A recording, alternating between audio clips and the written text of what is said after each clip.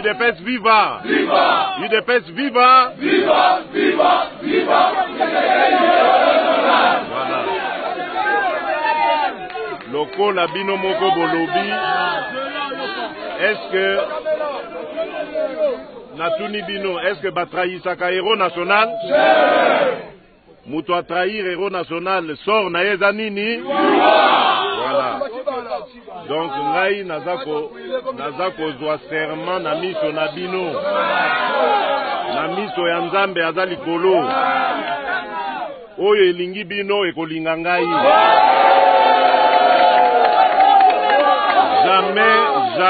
Jamais nako trahir bino.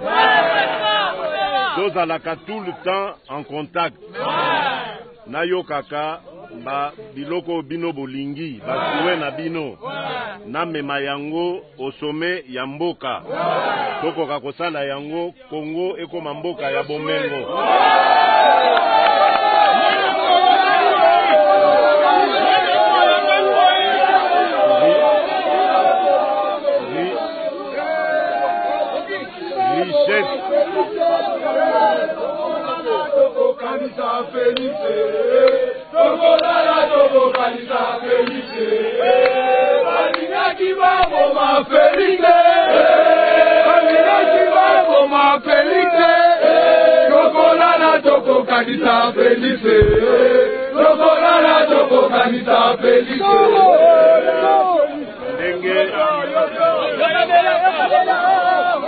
Ndenge na yebisi bino Congo richesse nango ya liboso ezali minerete.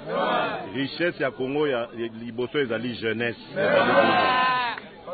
Tokosa na bino mosala, tokozwa bokonzi na mboka oyo, tokobongisa mboka Congo. Voilà. Napesi bino merci mingi, nazongeli baninga oya bino pe naza koyamba na kati kuna.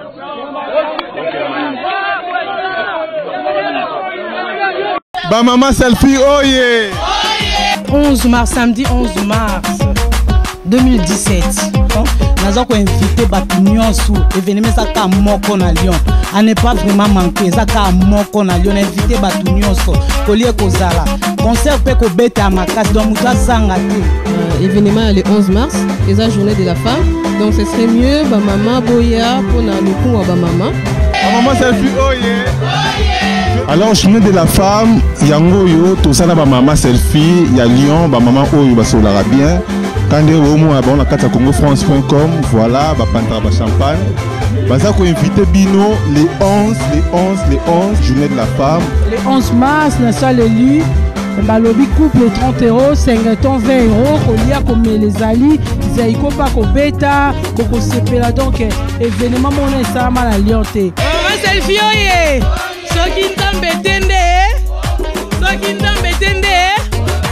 Donc tozo bengi sabatu nyonso boya vraiment ebele yango to invité ba mama nyonso boya ebele bo sanga te donc baloba ba Congo kumoni ko kuvova ko donc yaka au vivre au monango après balongo kwa kola et 11 mars Le 11 mars na Lyon. Papa boya ebele. Bon, maman Selfie oye. Il y a un concert en live. C'est du jamais vu à Lyon.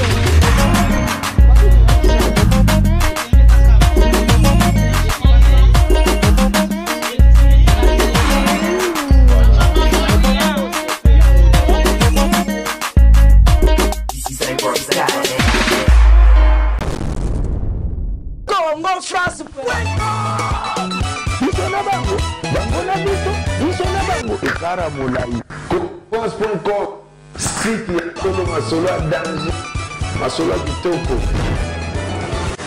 Congofrance.com